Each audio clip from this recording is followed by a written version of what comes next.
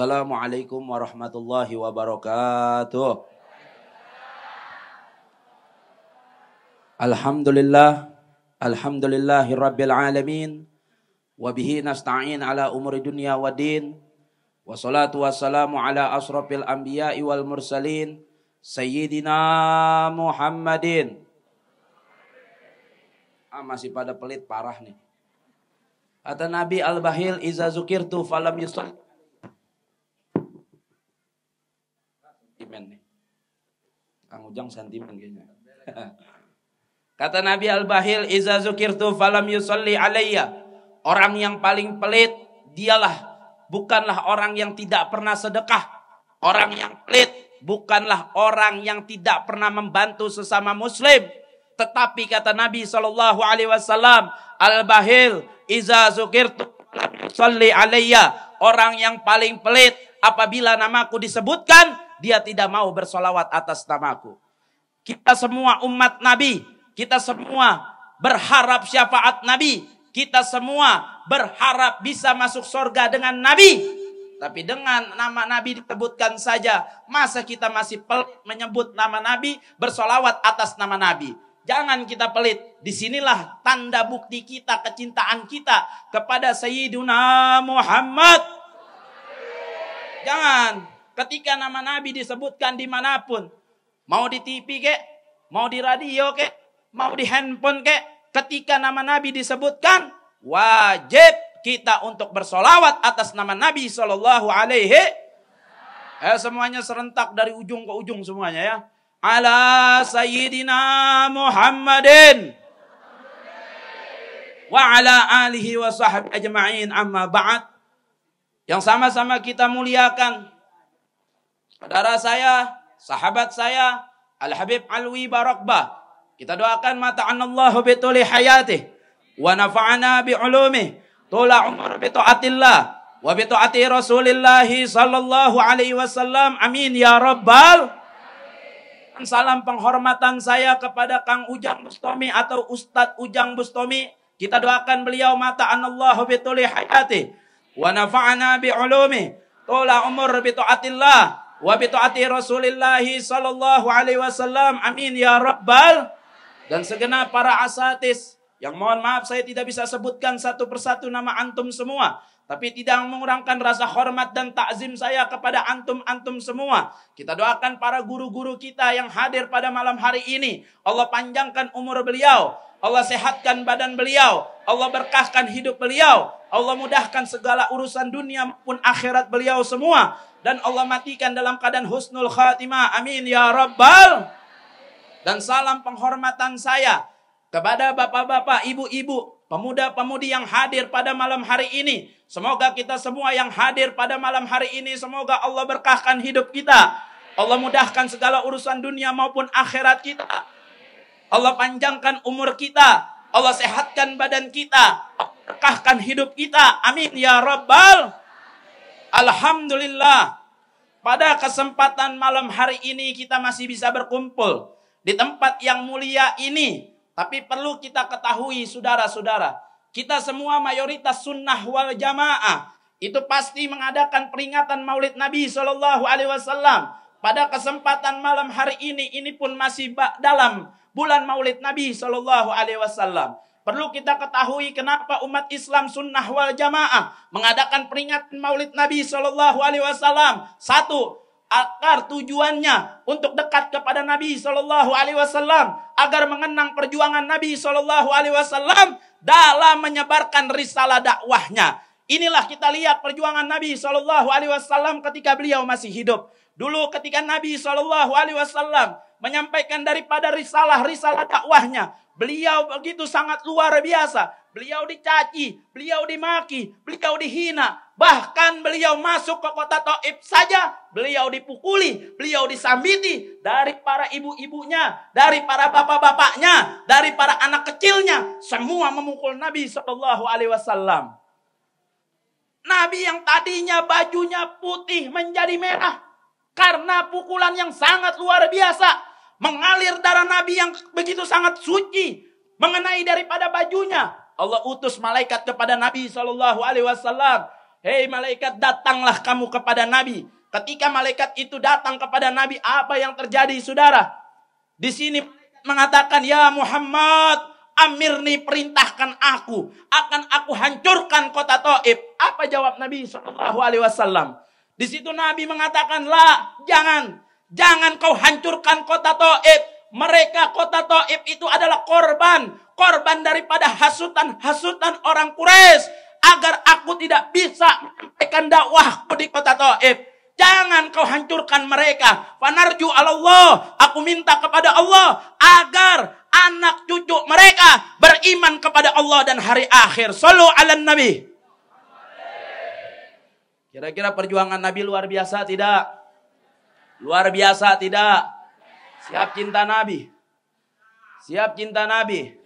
Siap sayang Nabi? Siap ikut ajaran Nabi? Shallu ala Nabi. Lanjut. Lanjut tidak? Lanjut tidak? Ada upaya sekarang orang-orang kaum Wahabi. Dia bid'ahkan itu maulid Nabi. Yang melakukan maulid Nabi, apa kata dia, itu akan masuk neraka. Dia bilang yang melakukan maulid Nabi dari sunnah wal jamaah itu pasti masuk neraka. Dia sesatkan. Kira-kira ini orang ngaco atau tidak? Ngaco atau tidak? Ngaco atau tidak? Perjuangan Nabi sangat luar biasa untuk kita, saudara. Bagaimana Nabi mengorbankan jiwa, raga, darah, air mata untuk kita semua agar Islam sampai kepada kita. Datang manusia macam seperti ini. Dia katakan, kalian umat Islam yang mengadakan maulid, pasti kalian masuk neraka. Nauzubillahi min zalik. Kira-kira kacau tidak begini nih? Kacau tidak begini? Baik, kita jelaskan kepada orang-orang, kepada mereka-mereka yang belum paham. Maulid Nabi SAW ini tanda cinta kita kepada Nabi SAW, memperingatkan Maulid Nabi SAW. Satu, untuk mengenang daripada perjuangan Nabi SAW. Dua, untuk mengeratkan persatuan umat Islam seperti ini, saudara. Tiga, untuk sama-sama bersolawat kepada Nabi SAW. Maka perlu kita ketahui, 4 mazhab jumhur ulama mengatakan apa? Bid'ah terbagi 2. Mana dalilnya? 1 dengan dalil man sanna sunatan hasanatan, man sanna sunatan sayiatan. Di 2 hadis ini sangat menarik untuk kita bahas. Yang pertama, kenapa man sanna sunatan hasanatan? Siapa orang yang memulai satu kebaikan, maka ditiru oleh orang banyak, pahalanya tidak akan berkurang yang pertama kali melakukannya. Bahkan yang mengikutinya akan mendapatkan pahala.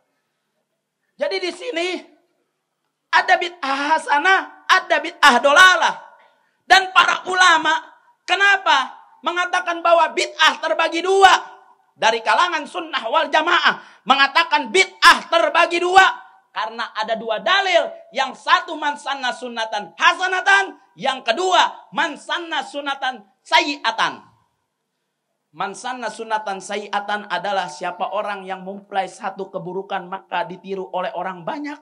Dosanya akan mengalir kepada orang yang pertama kali memulai. Bahkan yang mengikuti mendapatkan dosa. Jadi sebenarnya bid'ah itu apa? Bid'ah hasanah adalah bid'ah yang memang tidak diajarkan Nabi, tidak dilakukan Nabi, tapi tidak bertentangan dengan syariat. Saya mau tanya, maulid Nabi bertentangan tidak dengan syariat? Bertentangan atau tidak dengan syariat? Kok bisa dia katakan orang yang mengadakan maulid Nabi kok masuk neraka? Dia katakan sesat kepada orang yang mengadakan maulid Nabi. Ini ilmu macam apa yang dia katakan ini? Sedangkan mohon maaf saudara, dangdutan gak pernah dia kritik, betul? Dangdutan yang menunjukkan keseksian tidak dikritik. Sedangkan itu adalah bid'ah dolalah, bid'ah mazmumah, bid'ah yang tercela. Tapi orang mengadakan peringatan maulid Nabi selalu dihina, selalu dikatakan masuk neraka. Saya mau tanya, emang neraka punya nenek moyangnya kali ya? Kacau tidak? Kacau tidak? Lanjut nggak? Lanjut nggak? Dan luar biasa saudara. Jadi kalau bid'ah hasanah memang tidak ada dilakukan oleh Nabi tapi tidak bertentangan dengan syariat. Kalau bid'ah dolalah tidak dilakukan Nabi, tidak diajarkan Nabi, tidak ada di zaman Nabi tapi bertentangan dengan syariat. Seperti nyawer ya Ustaz ya.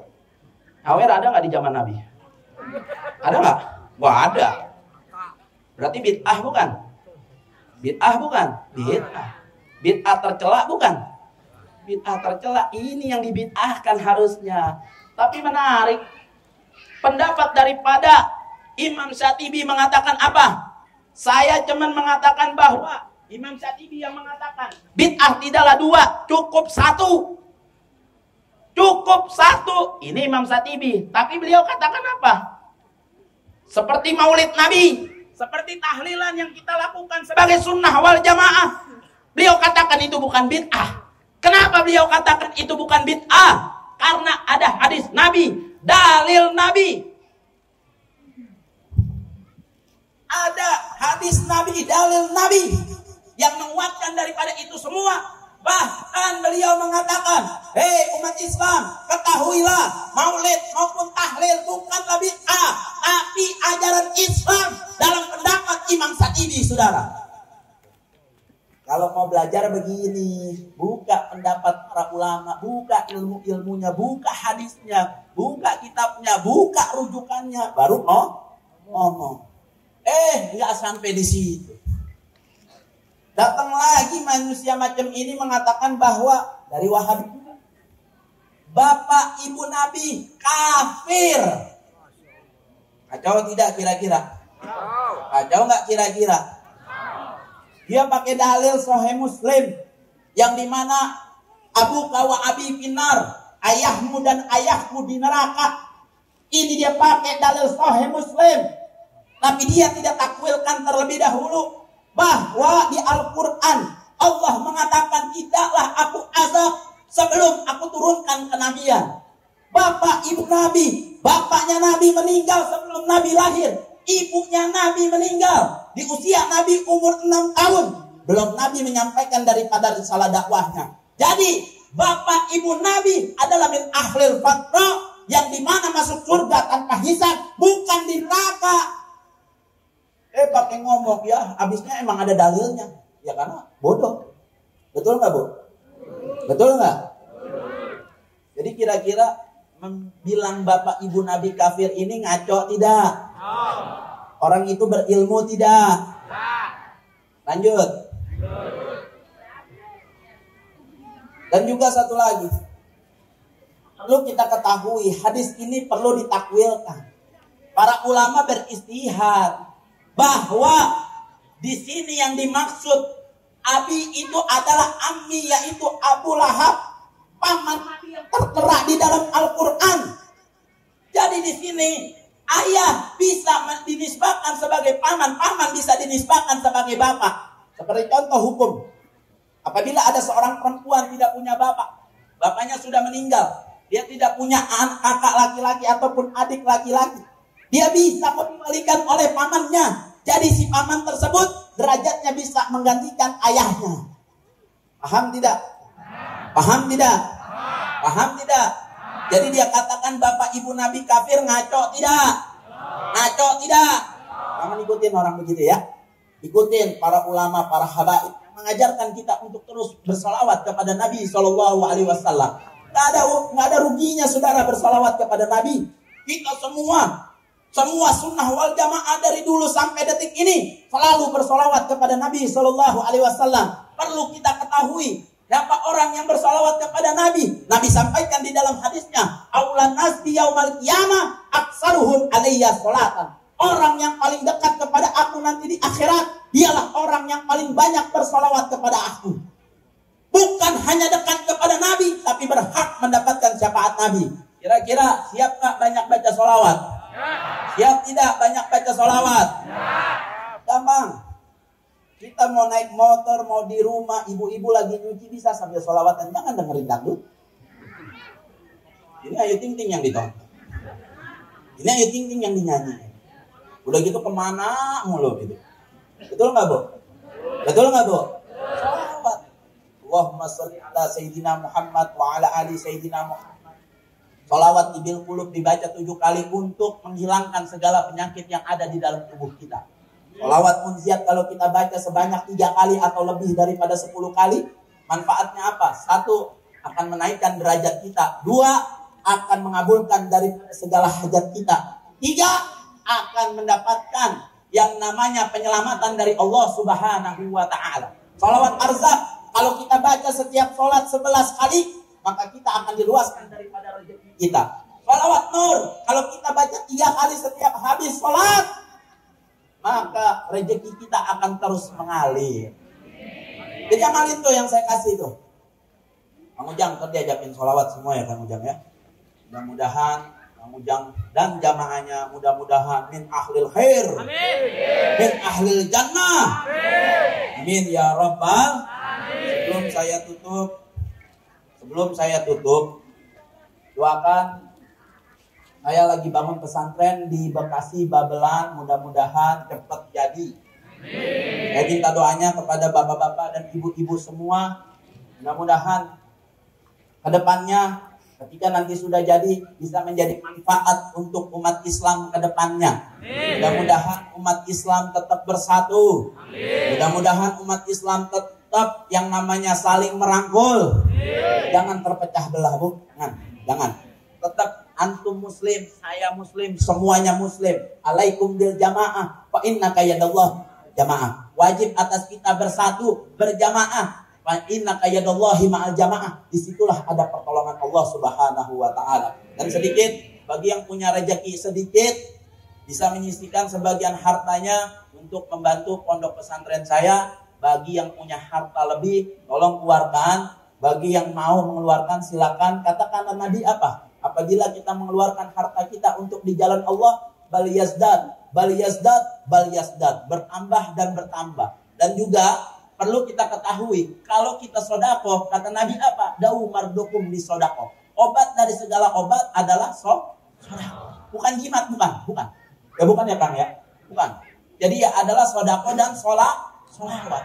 Mudah-mudahan Kang Ujang terus mendidik kita semua, mengajarkan kita semua untuk cinta kepada Nabi SAW. Mudah-mudahan Kang Ujang selalu panjang umur, sehat walafiat. Dan sebelum saya tutup, saya minta tolong kepada panitia kita sholawatan sebentar. Bagi yang punya rezeki, keluarkan sedikit rezekinya untuk membantu daripada pondok pesantren saya. Salatullah, salamullah ala Taha Rasulillah. Salatullah, salamullah ala Yasin Habibillah. Salatullah, salamullah ala Taha Rasulillah. Salatullah, salamullah ala Yasin Habibillah. Tawassalna bi bismillah wa bil hadi Rasulillah.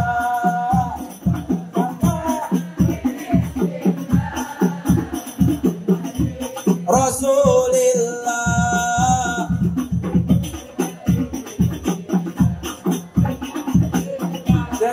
Ya Allah, salatullah, salamullah ala Taha Rasulillah. Salatullah, salamullah ala Yasin Habibillah. Mudah-mudahan kita semua pada malam hari ini dicucurkan barokahnya oleh Allah Subhanahu wa Ta'ala, diberkahkan hidup kita. Mudah-mudahan Habib Alwi Barokbah, mudah-mudahan diberkahkan hidupnya, dimanfaatkan ilmunya untuk kita semua. Begitu juga Kang Ujang Mustomi, mudah-mudahan dipanjangkan umurnya, disehatkan badannya, diberkahkan hidupnya.